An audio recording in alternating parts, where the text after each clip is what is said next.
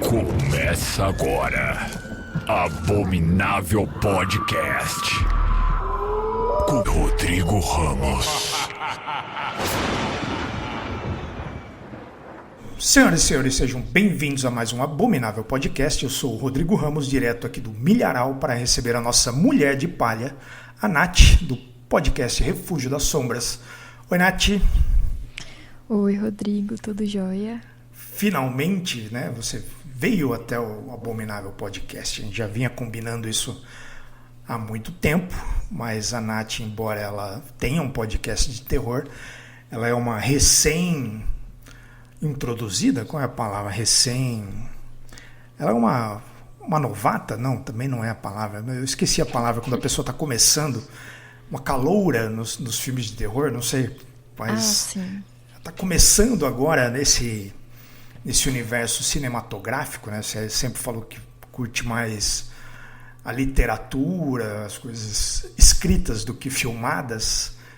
Então é um momento único para a gente falar de filminhos de terror. Então, vista a sua máscara, né, do seu animal preferido, junte-se a nós aqui que a gente vai começar o ritual. Mas antes da gente acender a fogueira aqui, eu gostaria de lembrar você, ouvinte, para seguir o Abominável lá no Spotify ou na sua plataforma de áudio preferida e no Instagram, @abominávelpodcast, para não perder nenhum lançamento e ficar por dentro aqui das novidades do programa, porque eu sei que tem muitos de vocês que escutam o podcast, mas não seguem a gente lá no Spotify. Eu vejo os números, eu sei quem vocês são. A gente vai fazer aqui um voodoo para você ir lá seguir o programa e não ficar de fora das novidades. A gente, assim que chegou, um programinha novinho já bate ali nas suas notificações, você ouve em primeira mão. Para que ficar de fora, não é mesmo? E se você gostaria de ver a nossa seita crescendo sem sacrifícios, né, porque a gente é bom evitar, considere aí ser um apoiador do Abominável Podcast. Passa lá no apoia-se/Abominável Podcast e escolhe essa categoria, né? A categoria que cabe no seu bolsinho aí, e junte-se à Legião dos Abomináveis. Se você está preocupado como é que funciona e tal, você vai lá, dá uma olhada tranquilo, não cobra nada. Se você começar o apoio, de repente, esse mês estou apertado, você pode parar sem multa, sem nenhuma penalização, depois você volta quando puder, se precisar aumentar, quiser diminuir, fique à vontade. A gente tem grupo secreto, tem sorteio mensal de brindes, e a gente tem agora, já começou esse mês de agosto, né? A gente vai para o segundo agora em setembro, não, teve em julho, e a gente vai para o segundo agora em agosto, agosto começou agora, que é o nosso Cineclube Abominável, onde eu passo algumas opções ali para os nossos ouvintes, né, os nossos apoiadores, para a gente escolher o filme que será assistido durante o mês e debatido na última sexta-feira do mês. Então a gente já teve o nosso primeiro encontro, o pessoal curtiu. É um cineclube só com bagaceira. Então, se você curte aí o cinema de gosto duvidoso, junte-se a nós aí, venha participar do Cineclube Abominável. Você pode cancelar quando você quiser, tá? apoia-se/Abominável Podcast. Então, eu não sei se vocês perceberam aqui pela introdução que a gente falou de fogueira, máscaras, homem de palha, rituais e tal. Então, eu trouxe a Nath aqui para a gente discutir um tema que a gente gosta muito, né? A gente vive conversando lá no Instagram, recomendando filmes um para o outro e tal, que é o folk horror. Então, Nath, como eu sou um bom anfitrião, eu vou deixar você começar. A convidada faz as honras. Qual é o seu primeiro filme? Bom, por aqui eu vou começar com o filme Heresia, de 2024, dirigido pelo Didier Konings. Ele tem uma vibe meio A Bruxa, mas honestamente não chega nem aos pés da Bruxa, mas assim, não deixa de ser um filme muito interessante. Ele se passa numa comunidade medieval holandesa e cheio de superstições e assim, cheio de cristãos ferrenhos lá dentro. E tem a Frida, né, que é a protagonista. ela é discriminada ali pelo pessoal do vilarejo porque ela é uma pessoa infértil, né? Ela não consegue ter filhos com o marido dela. Então, ela sofre muita opressão ali da comunidade e tudo. Em um dado momento do filme, ela é perseguida e ela entra na floresta que tem em volta desse vilarejo, que é considerada uma floresta amaldiçoada. E tem um ponto que eles falam que eu acho muito interessante, que é: nenhuma mulher voltou daquela floresta. E com o decorrer do Homens filme... tudo bem, né? Tanto que, assim, eu vou dar um breve... Não é bem um spoiler, porque isso acontece bem no começo do filme, sabe? Ela é perseguida, a razão para ela entrar nessa floresta pela primeira vez é porque é um homem que está perseguindo ela. E quando ela volta, todo mundo fica acusando ela, porque você voltou e o cara não. Só que como é que eles sabem disso? Eles entraram na floresta, os homens, né? Pra ver se o cara tava vivo. Spoiler de novo, ele não tava. E por ela ter voltado viva, ela é considerada, tipo, você tá metida com bruxaria, tem alguma coisa muito errada. E então, eles passam a perseguir ainda mais ela, o que leva ela a ir novamente pra floresta. E aí, Rodrigo, entra um ciclo ali de autodescoberta, né? A gente descobre o que tem de fato naquela floresta, por que ela saiu viva de lá. A gente descobre ali mais pro final do filme, né, que por que nenhuma mulher saiu viva de lá, né? Saiu de lá da floresta. E é um filme muito interessante, sabe? Fala bastante de fanatismo religioso. Tem inclusive um ponto do filme que eu achei muito legal, que é quando ela volta da floresta. Toda vez que ela volta da floresta, ela volta com os olhos mais abertos, sabe? E em dado momento, ela volta da floresta já cansada do povo querendo meter a religião nela e coisas que ela não concorda. Então, em um momento, o padre, por exemplo, chama ela para fazer uma oração e ela começa com a seguinte frase: Ana, mãe de Maria. E aí o padre corrige ela, fala: não, tá errado. Primeiro, antes de qualquer coisa, tem que vir um homem, tem que vir o Senhor. E ela, tipo, fica brava, sabe? Porque, pô, nada a ver isso aí. E aí eu fui ver que Ana é, de fato, a Santa Ana, né? Que é considerada a mãe de Maria e tudo. E aí tem toda uma coisa, ela não é mencionada na Bíblia. E, enfim, eu achei muito legal vários temas que o filme traz. Ele não supera filmes como, sei lá, A Bruxa e tudo, porque ele é um filme bem simples, sabe? No geral, ele é um filme bem simples. Eu acho que ele foi feito com um orçamento mais baixo, porque os cenários dele são bem limitados, apesar da filmagem ser ótima, o jogo de câmera ser muito bom, tem efeitos muito bons também, mas eu não acho que ele tenha sido um filme muito caro de fazer, sabe? Eu falo por conta da limitação de cenário e elenco, por exemplo. A ambientação no geral, mas ele é muito bem produzido. Esse eu não conheço, eu já tenho ele aqui para assistir em algum momento. Parece interessante. E aí eu queria aproveitar, né, a sinopse que você deu aí dessa questão da moça, que ela não é muito religiosa dentro de um contexto extremamente religioso e tal. Esse é um dos pontos principais, né, do subgênero do folk horror, que tem, entre algumas características ali, as principais, que é essa questão do isolamento geográfico, né, que geralmente se passa em vilarejo, ilha, floresta, comunidades afastadas e tal. Quase sempre tem um cenário parecido com esse.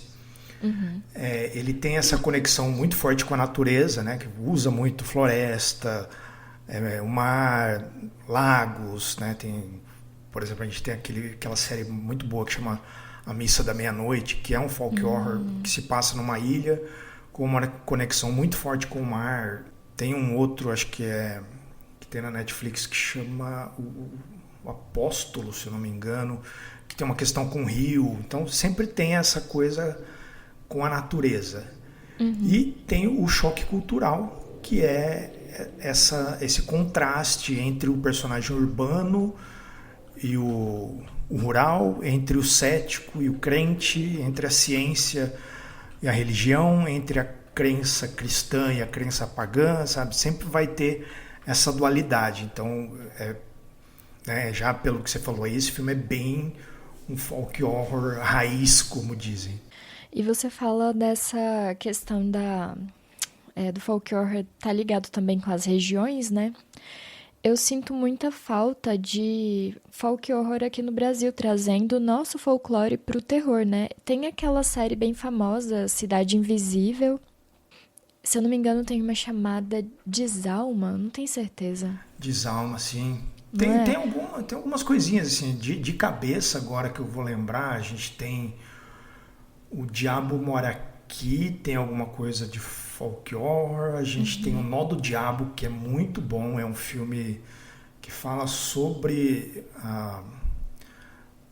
não bem os escravos, né? Mas ele começa lá na descoberta do Brasil, na escravidão, e ele vai passando por gerações, mostrando sempre o ponto de vista da população negra dentro desse contexto histórico brasileiro, assim, e envolve folclore, tem as crenças ali de matriz africana e tal.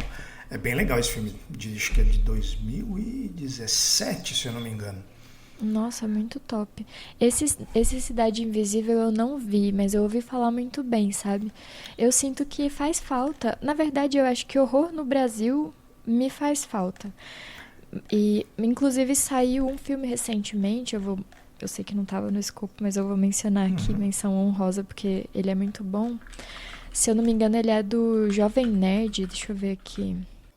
A Própria Carne. A Própria Carne tem uma pegada de folk horror ali também.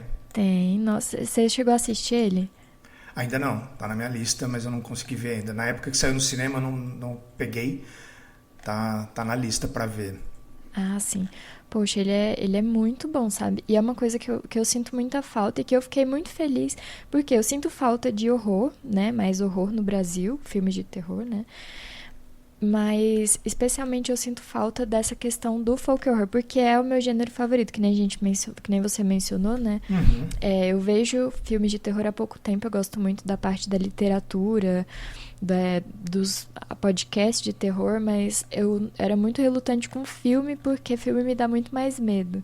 Mas eu comecei a ver recentemente e o tema que eu mais gosto é o folk horror, então eu sinto que o Brasil ele é muito rico, né? Nosso folclore, eu sinto que faz muita falta ter mais histórias de terror relacionadas a ele.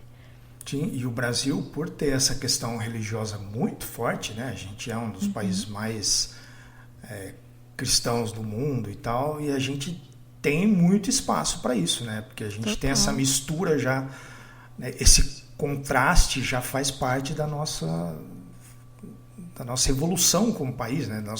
Nossa formação é a palavra que eu estava procurando. Sim. Tem um filme que foi restaurado recentemente do Mojica, que chama A Praga. Também tem uma pegada de folk horror, que é um casal que eles estão fazendo fotos assim, e eles acabam indo parar numa cabana que tem uma mulher, né, que seria uma bruxa e tal, e aí ela acaba jogando a maldição neles. Tem uma pegada bem de folk horror ali também. É bem legalzinho. Muito top. Tem alguns filmes do Rodrigo Aragão também, eu acho que dá para colocar ali no folk horror, principalmente O Cemitério das Almas Perdidas e Mata Negra. Tem bastante coisa de folk horror ali também. A gente tem alguma coisa, mas o problema é que esses filmes acabam participando de festival, se você tiver a oportunidade de ver no cinema, mas no streaming ele acaba sumindo ali, né? A gente acaba não tendo muito acesso a isso, por isso que é sempre bom.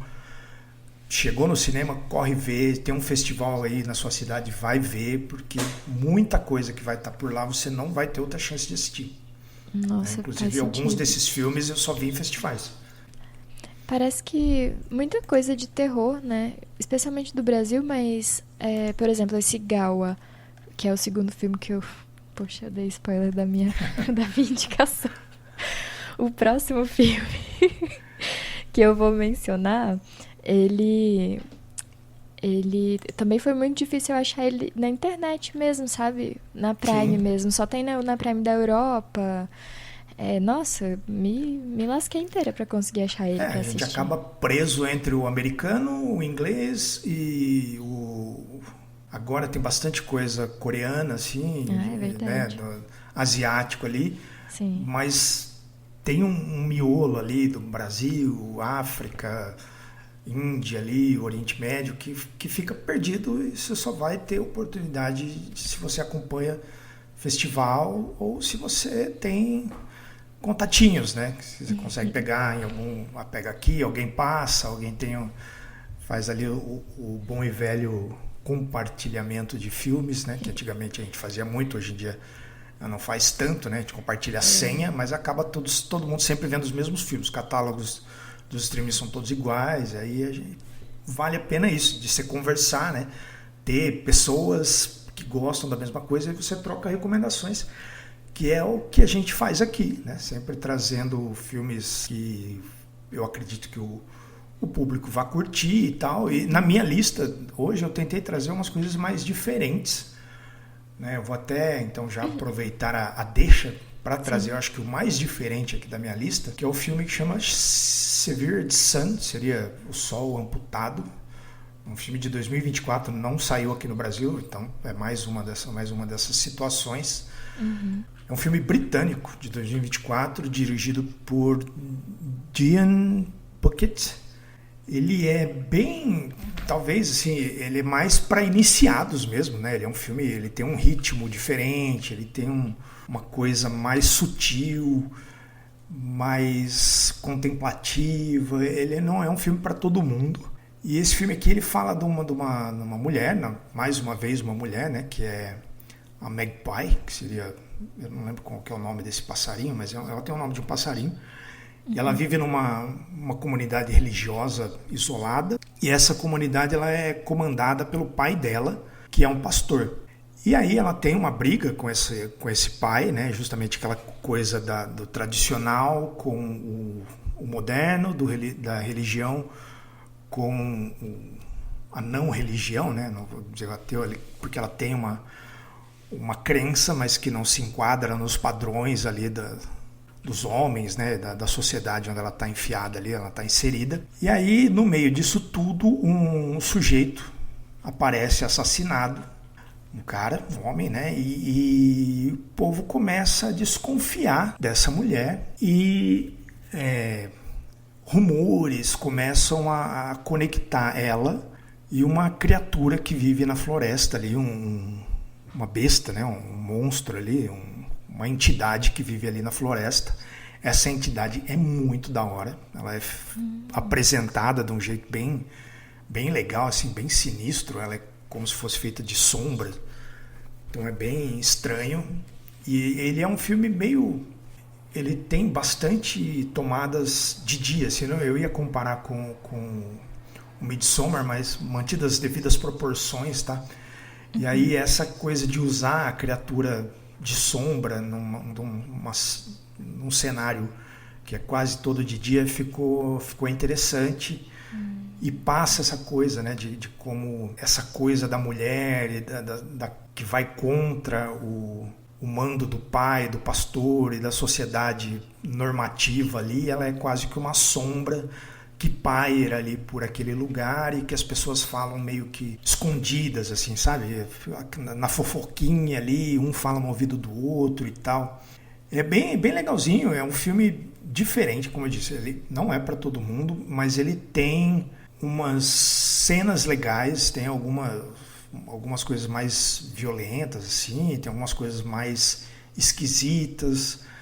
E ele tem todo um clima estranhão que eu acho que funciona muito bem quando a gente está falando de folk horror, porque o folk horror ele tem essa coisa, né, do estranhamento, do choque da cultura vigente com a cultura esquecida e isolada. Então esse clima esquisito do filme, eu acho que traduz legal essa característica do folk horror pro cinema. O filme se chama Severed Sun, de 2024, do Dean Puckett. Quem conseguir encontrar por aí, parabéns, porque eu tive um trabalhão para achar também. Eu tô vendo aqui as imagens dele, né, enquanto você estava falando. Cara, muito interessante. Ele tem mesmo uma estética que remete um pouco, né, a Midsommar, total. Chegou a aparecer o bicho aí para você? Ele é meio que quase como se fosse uma sombra da floresta, assim, que se move. Ele é meio feito de raiz e sombra. Ah, então é isso. Interessante. Eu tô vendo ele aqui mesmo, com os dedões compridos, né? Isso, é esse bicho aí mesmo, chifrudo e tal. Nossa, muito bacana, muito legal mesmo. É um filme bonito. Ele é esquisito, mas é bonito. Vale a pena dar uma procurada. Pois é, e eu tô vendo que tem umas artes dele aqui da capa, né? Diferentes artes da O pôster capa. é muito bonito, amarelo, né? Sim, e tem também umas versões, tipo meio capa de quadrinho dos anos 80. Sim, sim. Nossa, muito bacana. Eu quero muito ver ele agora. Bem legal, dá uma procurada que você vai curtir. Teu próximo. Então, o próximo filme é Gaua, de 2025. Ele é um filme espanhol, dirigido pelo Paul Urquijo Alijo. Eu achei muito legal. Ele é ambientado num País Basco. Não sei dizer a época, para te falar a verdade.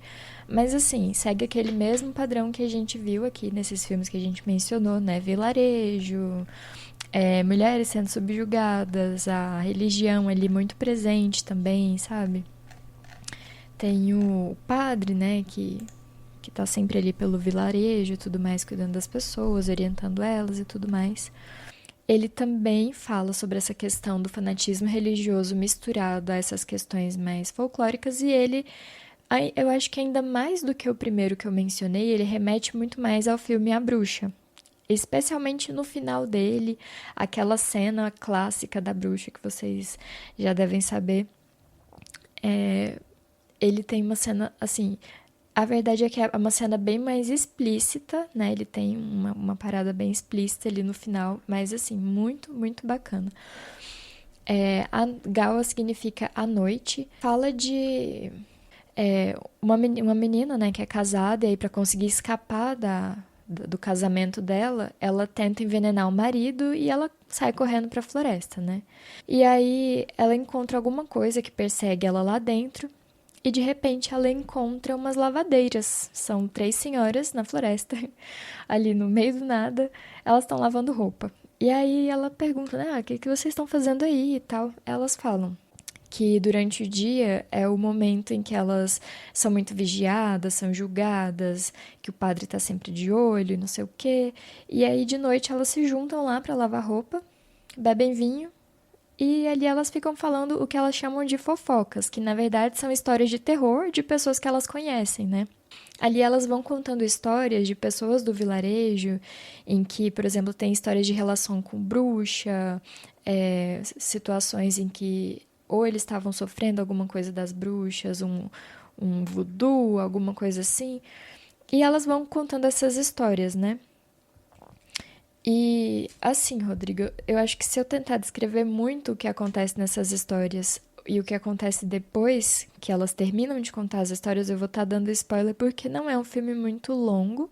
Mas, assim, um ponto interessante que eu acho nele é especialmente a questão da filmagem do filme e as cores também.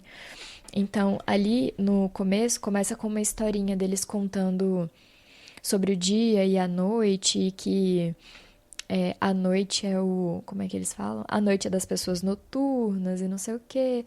Então eles têm muito uma estética de dourado e azul escuro. O filme praticamente inteiro tem dourado e azul escuro. Eu acho que tem o quê? 2 cenas em que acontece de dia, sabe? Uhum. E é muito lindo mesmo. Eles usam muito o jogo de câmeras, aquele que a câmera vai acompanhando o personagem quando ele se movimenta, sabe? E depois transita para aquela câmera em que eles ampliam, assim, para mostrar o cenário e as coisas acontecendo no meio. Eu acho que, assim, é um filme muito bem feito, sabe? Eu não sou nenhuma especialista técnica, mas eu fiquei encantada com a forma como eles fazem a gente acompanhar a história através da filmagem, sabe? Sim, eu gostei, eu comecei a ver esse filme, né? Mas como eu falei antes, eu sou um senhorzinho, agora eu coloco um filme, se ele for muito tarde, eu não consigo ver até o final. Sim. Né? É lamentável, mas eu achei muito bonito mesmo. Ele tem uns cenários viçosos, assim, os figurinos e os cenários são bem bonitos. São. E ele, né, ele tem uma pegada meio de antologia, né? Embora essas histórias que as lavadeiras contem estão todas meio que conectadas, porque são pessoas ali do mesmo povoado e um conhece o outro, então até parece alguns personagens que saem aparecem numa história, aparecem na outra, né? E, então ele tem essa linha meio de histórias separadas, mas que formam uma história só. Sim. Ele é muito bonito, tem uns bichos, o design dele é bem legal, eu gostei bastante. Nossa, assim, ele tem uns elementos de terror assim que eu fiquei muito chocada. Tem uma... Nossa, aparece um bicho lá e eu sei que eu vou ter pesadelo, por causa daquele bicho, eu vou ter pesadelo de novo. É um homem-galo. E é muito esquisito, a maquiagem dele é muito bizarra mesmo, é muito bem feita, sabe? E ele não é, e falando, tipo assim, por ele mostrar essas coisas, ele não é aquele filme de terror que vai, não é uma coisa imaginativa, sabe? Não é uma coisa assim, subjetiva. Ele mostra. O que tem de assustador, ele vai mostrar. Ele não é um filme que, no geral, dá muito medo. Ele tá ali mais pra contar uma história. Olha, gente, aconteceu isso. Tá vendo tanto que é bizarro? E tem umas horas em que parece que é um sonho febril, sabe? Sim. Tem uma cena lá que o pessoal começa a voar e eu penso, rapaz, é o tipo de coisa que eu sonho quando eu tô com febre, sabe? Sim. É muito esquisito e é muito legal.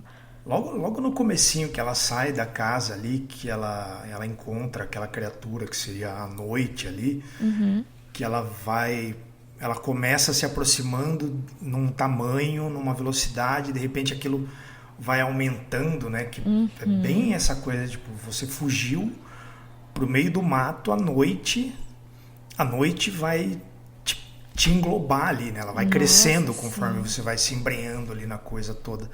É bem louco esse filme. Eu preciso terminar de ver ele. Então eu vou terminar esse fim de semana porque eu acho que eu vi metade. Eu vi a primeira história só, que é essa do galo lá, e acabei cochilando. Não, e compensa muito. E uma outra coisa que me chamou muita atenção nele é o fato de que ele tem uma crítica social muito, muito interessante, sabe?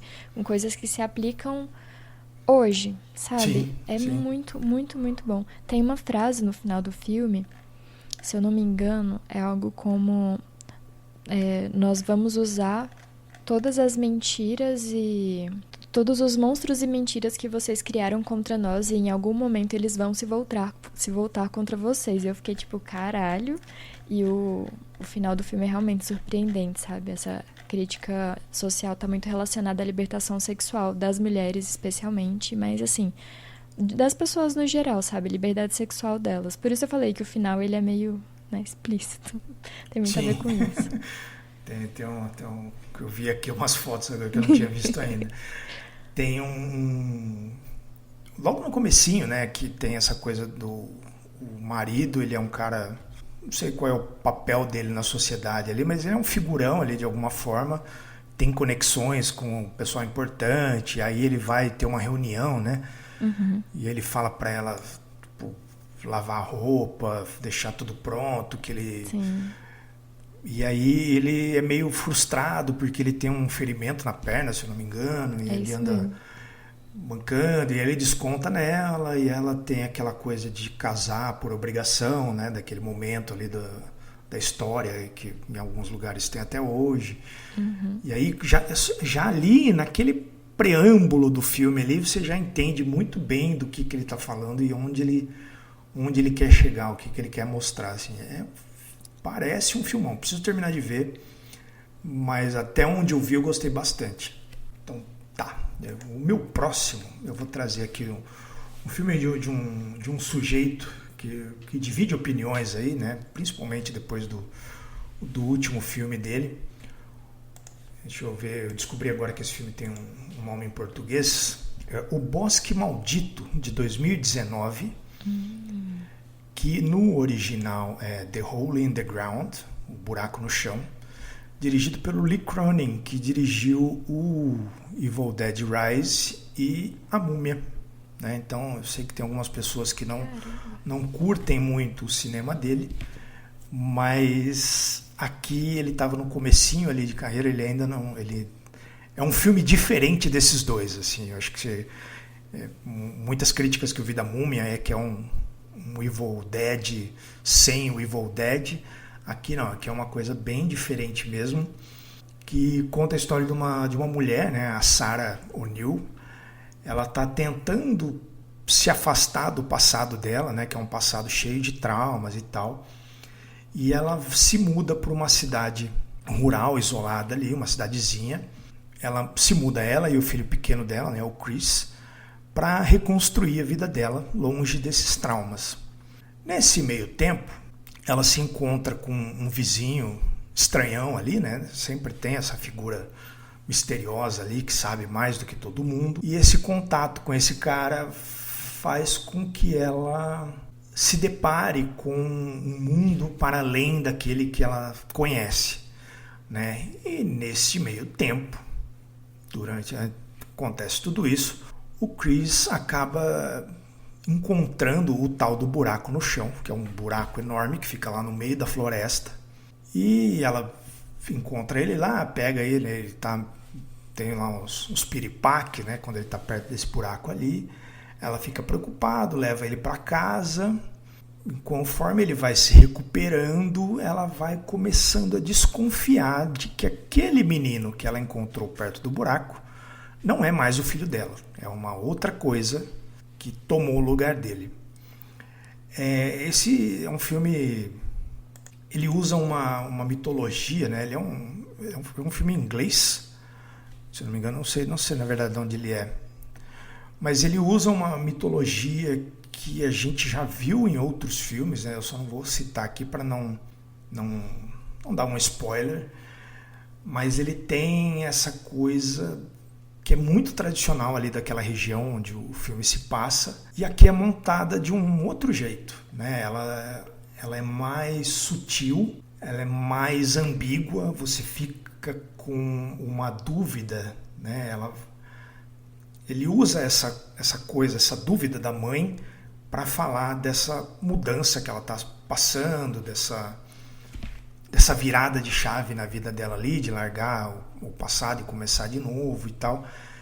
E aí esse menino ter essas perturbações ali, e aí ela, graças a tudo aquilo que ela ouviu, né, dessas histórias da região ali, ela começa a ficar, e aí?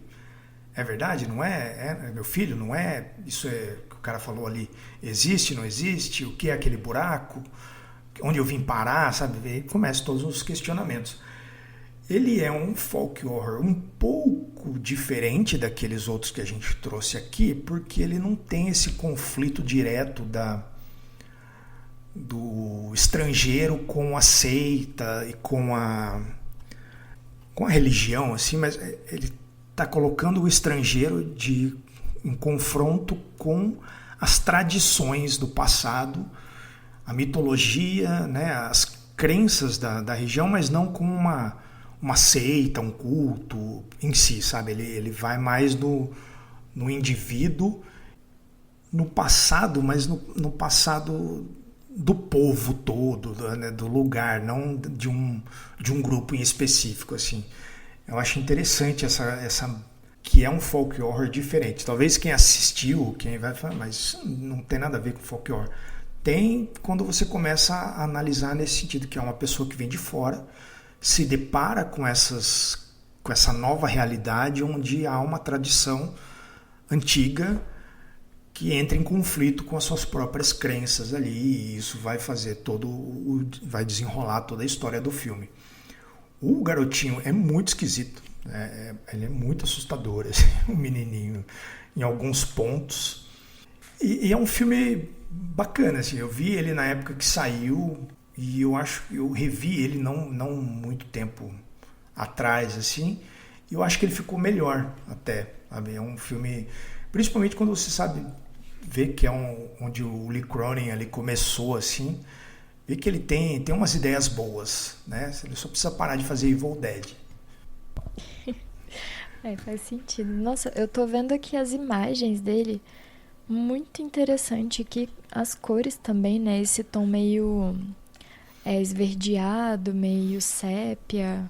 O filme também tem esses tons? Sim, sim. Ele é todo bucólico, assim. Ele é meio frio, mas ao mesmo tempo ele tem um contraste ali entre uma parte e outra, assim, sabe? Conforme eles vão se embrenhando na floresta ali, os verdes, eles ficam, as pessoas num tom mais apagado em todo aquele cenário verde da floresta e tal.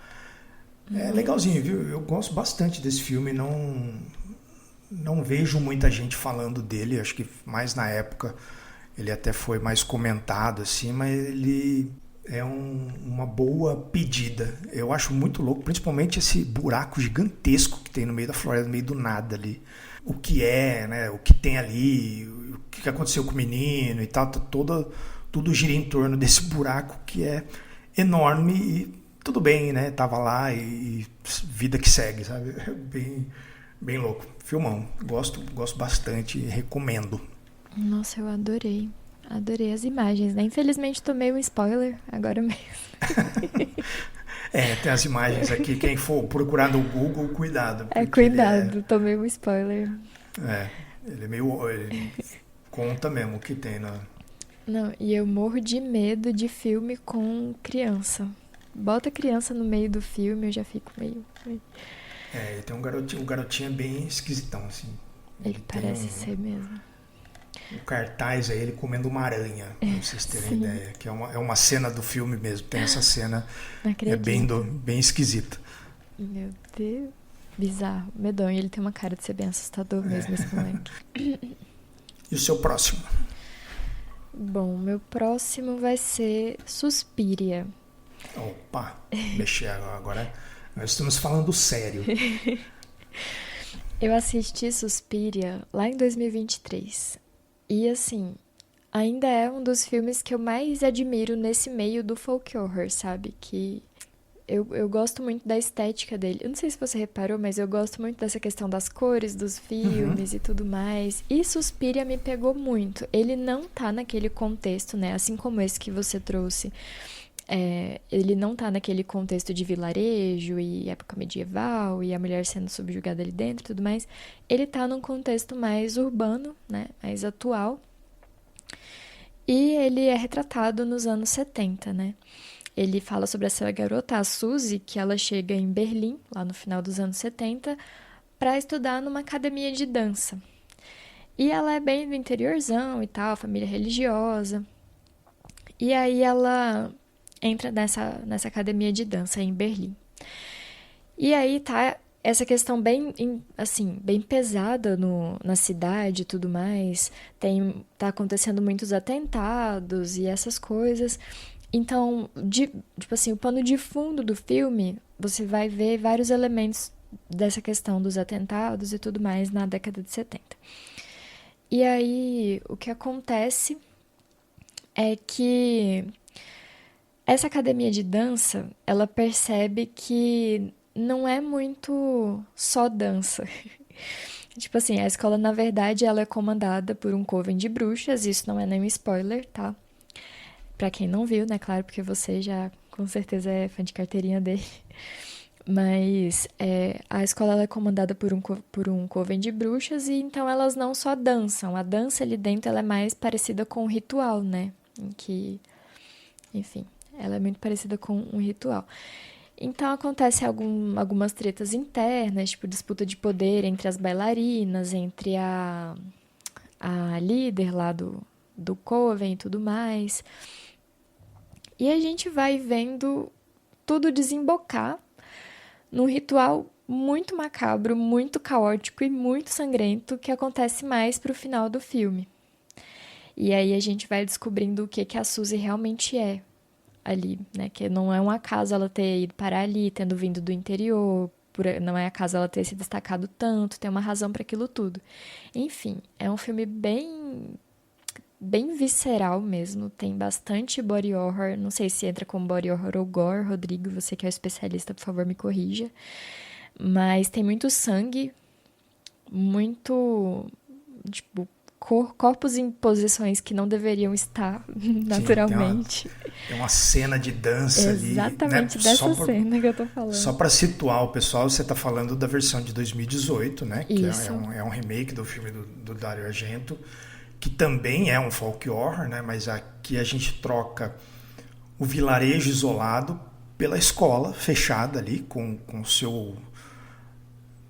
sua sua administração, que faz o papel do governo ali, as suas crenças, né, da bruxaria ali, que comanda, Sim. que faz...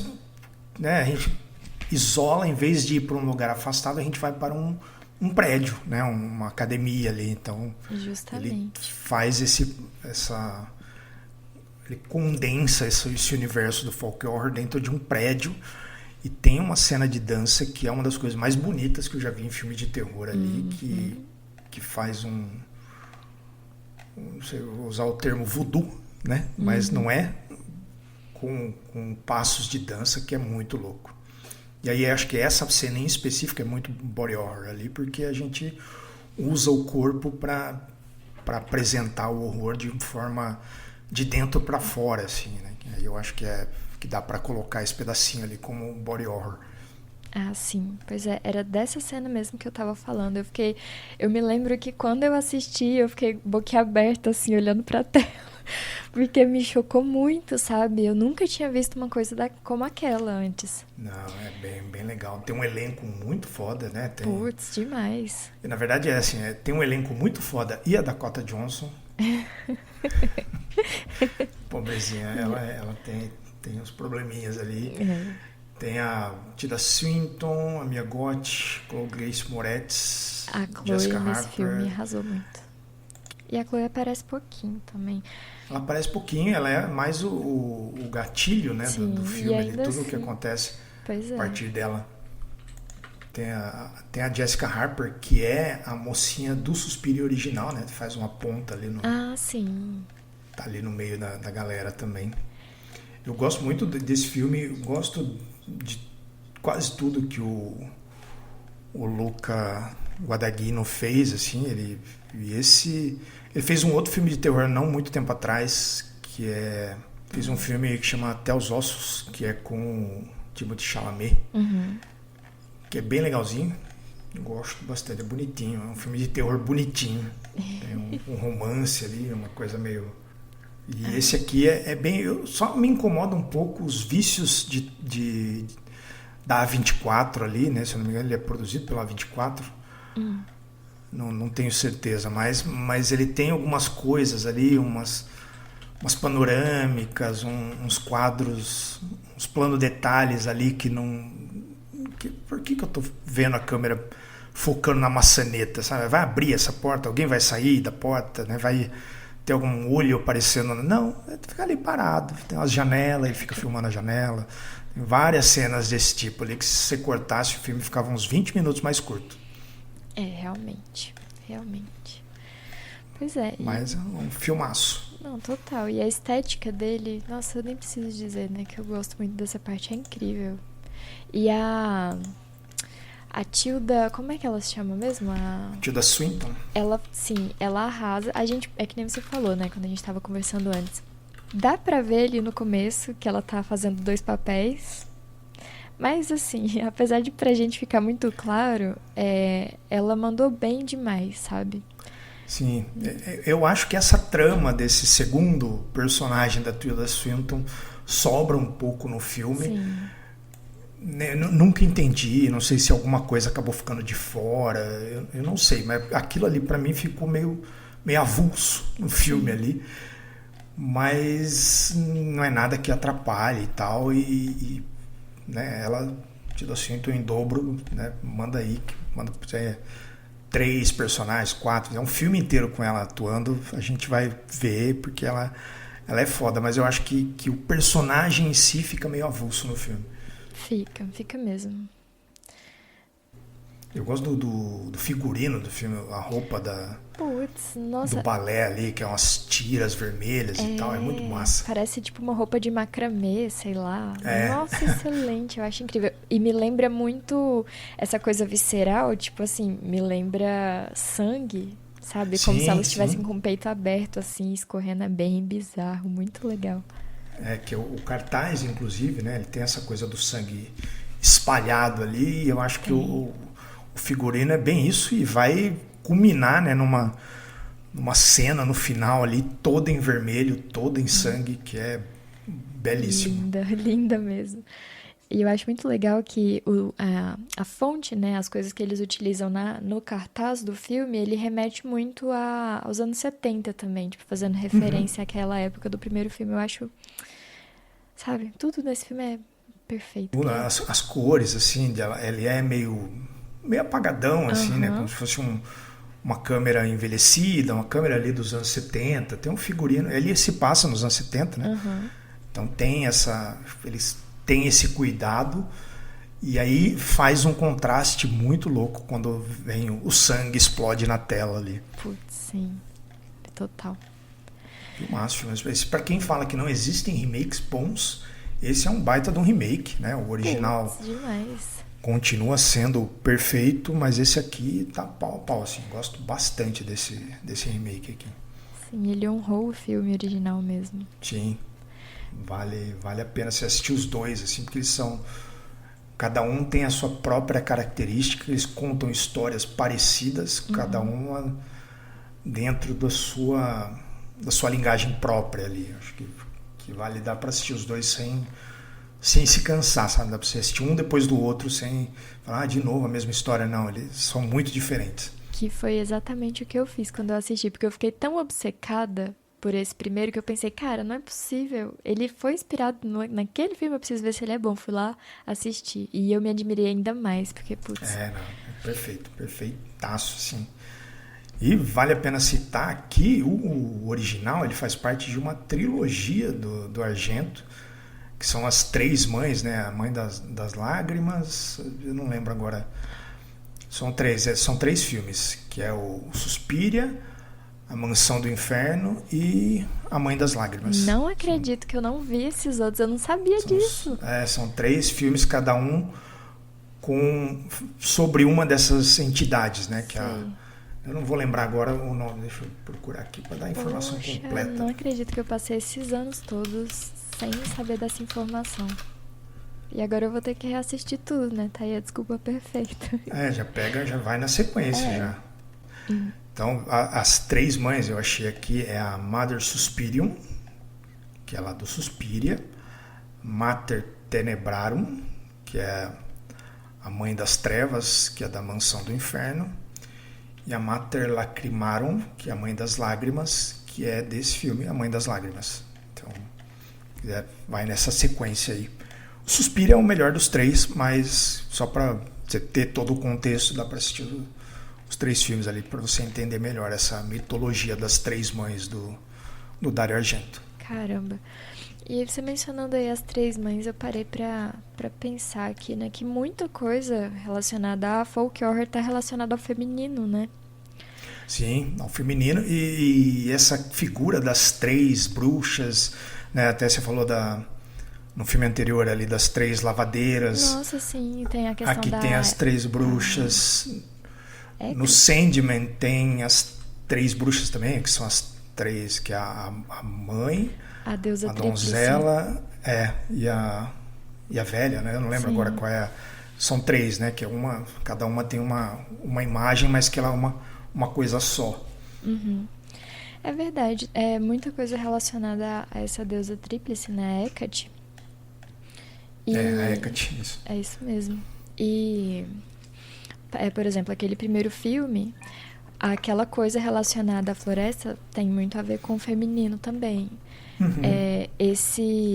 O segundo filme que eu mencionei também, né, Gawa, também relacionado ao feminino. E aí a gente entra aí em Suspiria, que agora eu descobri que tem três mães, né, que tem um filme das três, tem filme para as três, e que também está relacionado a essa coisa, né, de mãe, mulher e tudo mais. Eu achei muito interessante, nunca tinha parado para olhar por esse lado.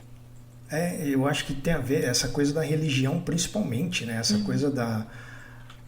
que a religião, queira ou não, ela é pelo menos o cristianismo, né, no que se tornou, de como se tornou uma ferramenta de poder na mão do homem, né? Com certeza. Os papas, né, não tem uma papisa, só tem o papa, né? Sim. A madre superiora, ela é superiora, mas ainda assim ela é abaixo dos outros homens ali da hierarquia. Sim. Né, eles apagaram várias figuras femininas durante séculos, né, de tradução e adaptação dos textos, eles acabaram tirando várias figuras ali. Então eu acho que o uso do feminino como figura central ali, e tem a coisa da natureza também, né, que é uma figura feminina, né, até então funciona para dar esse contraste com a sociedade atual, que é uma sociedade, né, normalmente que nem você pega os filmes que se passam mais atualmente, né, tem esse choque da sociedade nossa, né, digamos assim, com as sociedades pagãs e isoladas, então, que é uma sociedade patriarcal que vai para... aumenta esse contraste, né? Essa coisa de jogar a natureza, jogar o feminino, jogar...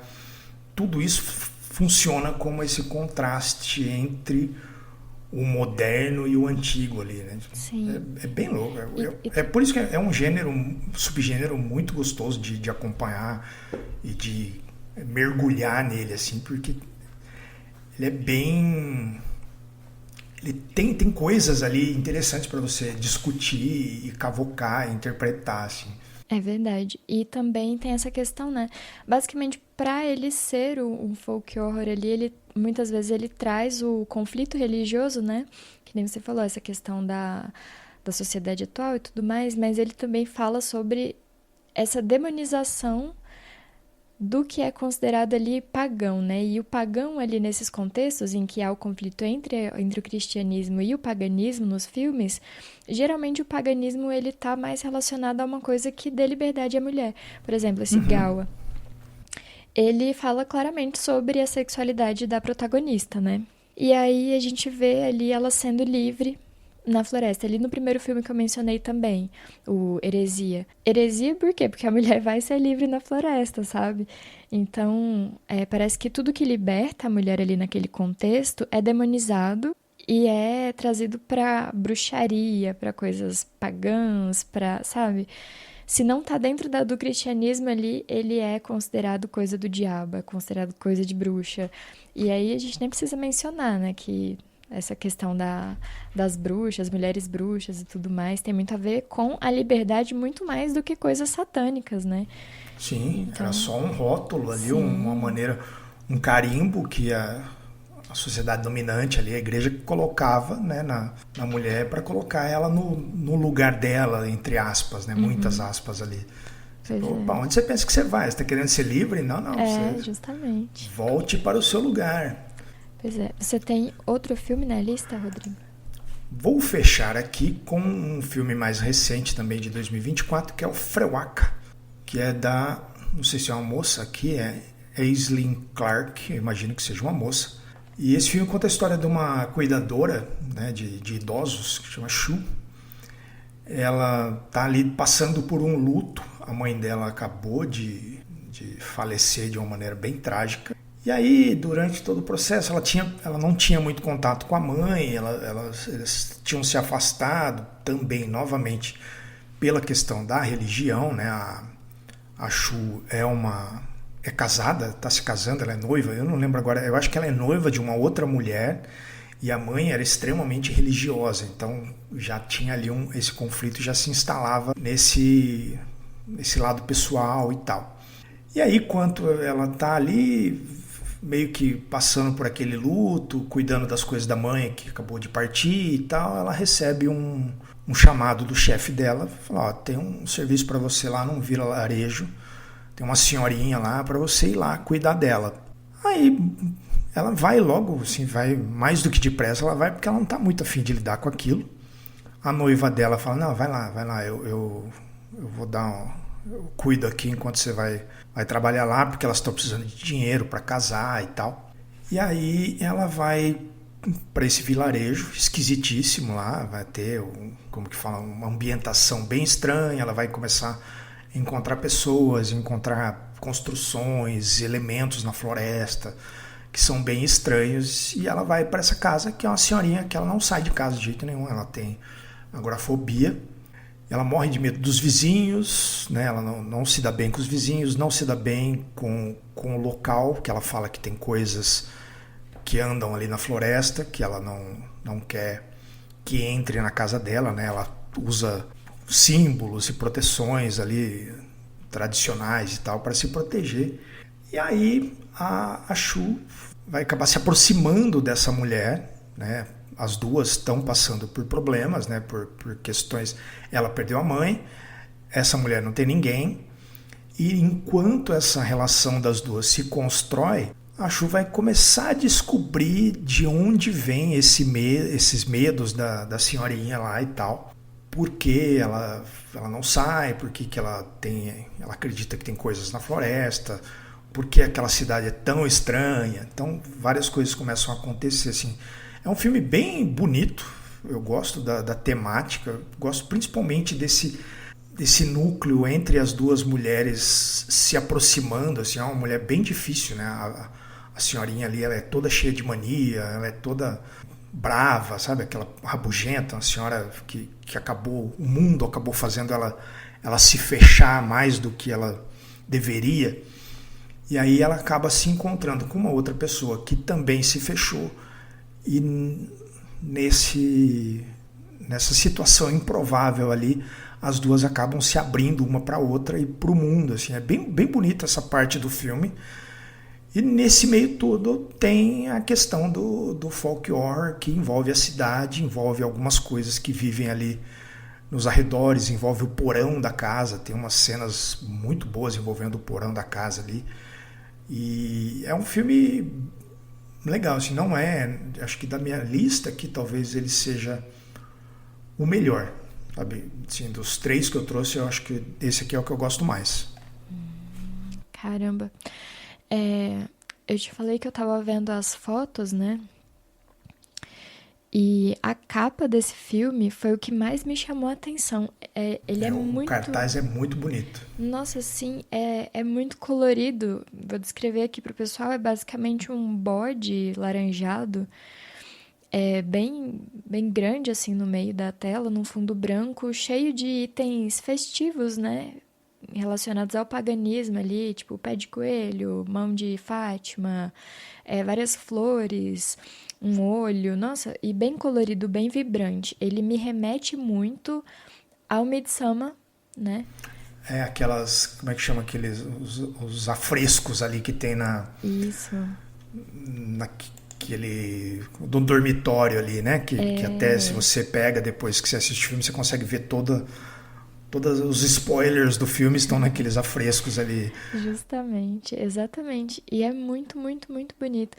E eu tô vendo aqui, né, pelas imagens do próprio filme, ele não é tão vibrante, as cores não são tão vibrantes quanto Midsommar, mas a estética dele é muito agradável, pelo menos pelas fotos que eu tô vendo. Ele é um filme barato, ele é um filme simples, né? Mas ele pega muito na questão das personagens, assim. O que eu gostei muito foi essa relação entre as duas personagens e como elas vão se abrindo ali uma para outra e para o mundo. Eu gostei muito dessa parte, assim. Poxa, muito interessante. Eu fiquei muito curiosa para assistir ele. Esse você vai curtir, assim, porque ele não é tão assustador, assim, eu acho, mas ele é mais, ele tem uma sensibilidade, tem alguns momentos, né, tem alguns momentos tensos, principalmente os que envolvem ali o porão. Mas é bem bonitinho.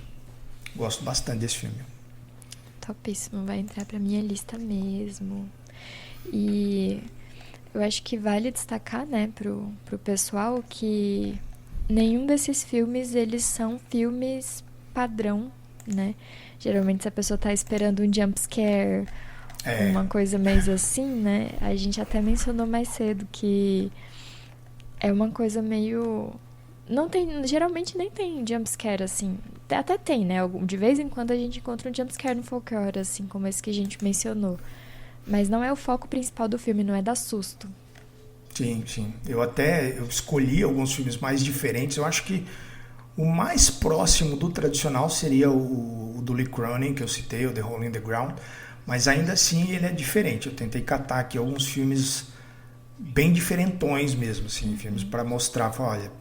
isso aqui é um folclore, isso aqui é um terror também, mas ele não é aquilo que talvez a galera esteja esperando, sabe? Sim.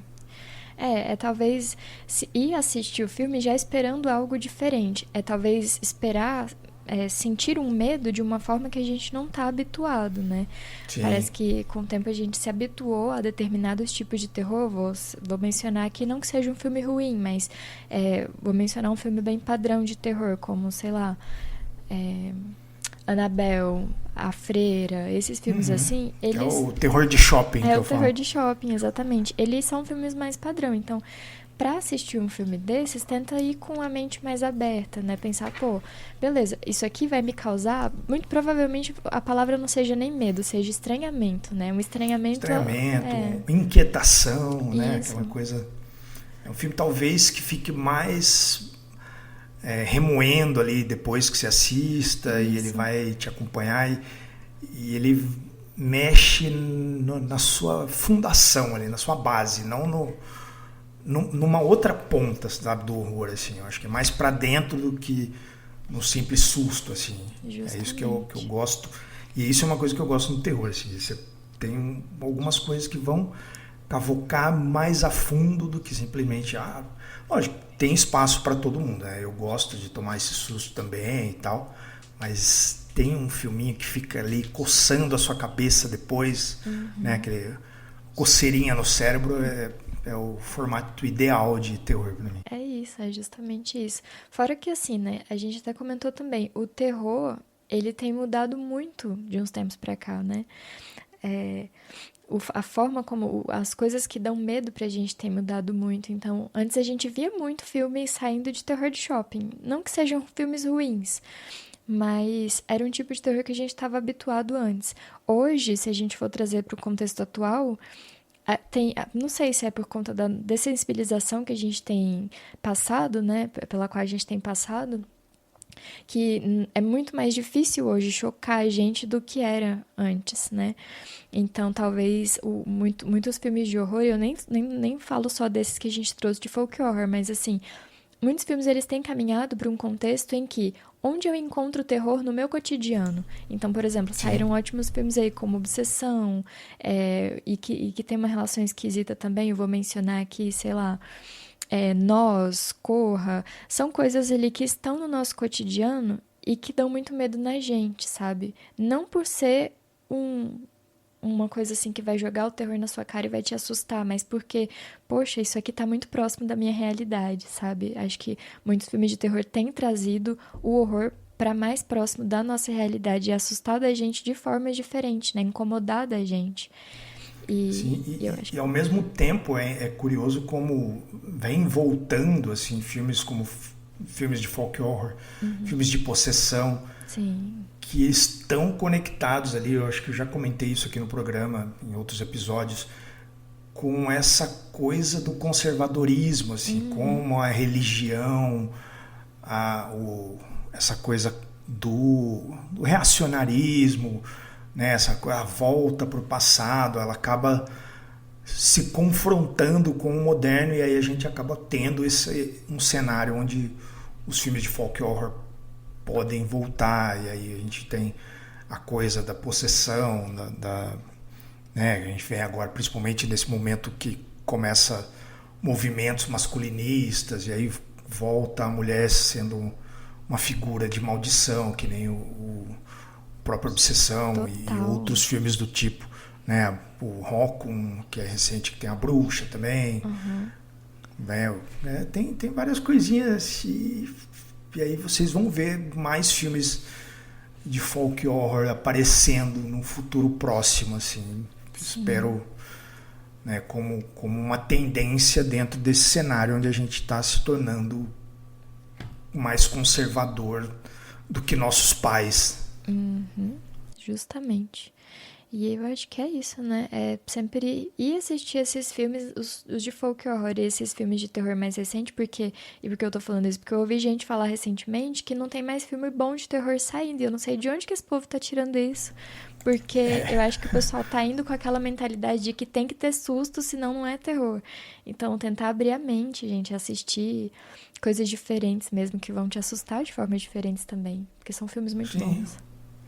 Tem uma galera que não adianta, você nunca vai conseguir agradar. É aquele povo que parou ali nos anos 80, que assistia terror na VHS, e aqueles filmes ali se tornaram a base e eles continuam buscando isso, enquanto o cinema tá mudando, os medos mudam, a sociedade muda, os criadores mudam, né? As mentes por trás dos filmes mudam. E aí tem uma galera que fica nessa, nossa, não tem mais filme bom como antigamente. Porra, você tá assistindo pouco filme, né? Então, tá saindo. Nossa, só tá saindo pedrada. E pra motivo de tá orgulho bom. seu, né? E por influência sua, eu tô indo assistir todos os de terror que estão saindo no cinema. Olha só, minha pequena gafanhoto.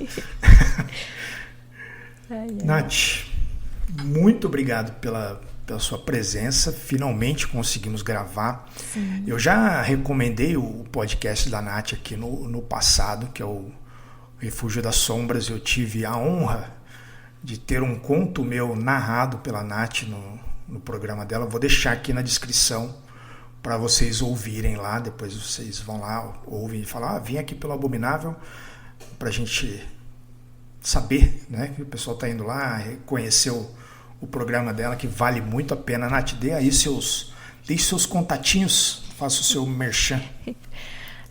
Obrigada, Rodrigo.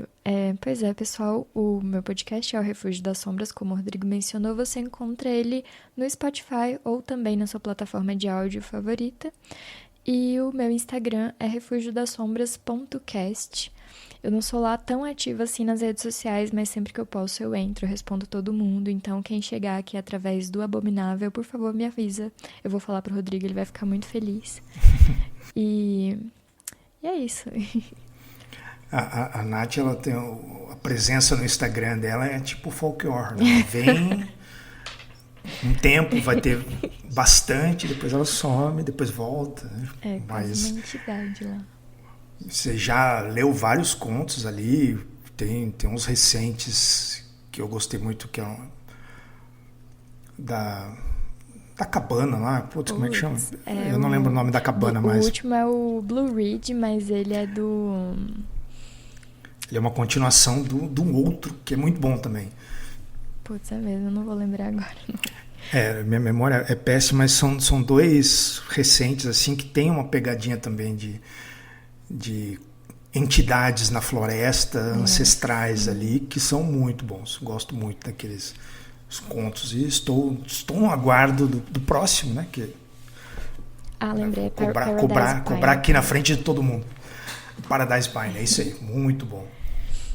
Pois é, mas logo vai sair mais coisas. Era pra eu estar gravando mais, né? Só que a rotina apertou, então já sabe. Sim, eu sei bem como é, né?